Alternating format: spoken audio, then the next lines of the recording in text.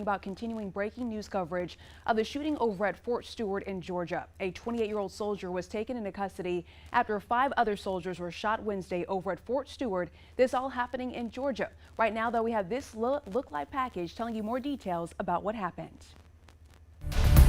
We now know the name of the suspect, Sergeant Cornelius Radford, for the shooting that injured 5 people at Fort Stewart behind me here. This is the front gate. I'll step out here as I give you some more of the details that you can look as cars start to matriculate their way back onto the base after it was locked down for several hours earlier this morning and into the early afternoon. We found out from a commander general of the base that Sergeant Radford worked at an annex at the farthest part of the base from where we are now, really way up at the north end, and that the shooting involved where he worked on the base and people that he worked with. However, they would not go into any kind of motive. That's still under investigation at this point. But the 5 injured, we know that 3 were taken. They needed some sort of surgery after the shooting, but all 5 are expected to recover and their families have been notified at this point. And the Commander General gave us an update as to what's going to be going on next.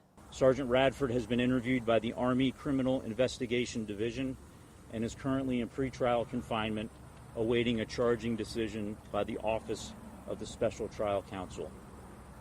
Right now, our primary focus is first on caring for our injured soldiers and their families, and also supporting the soldiers of the Spartan Brigade.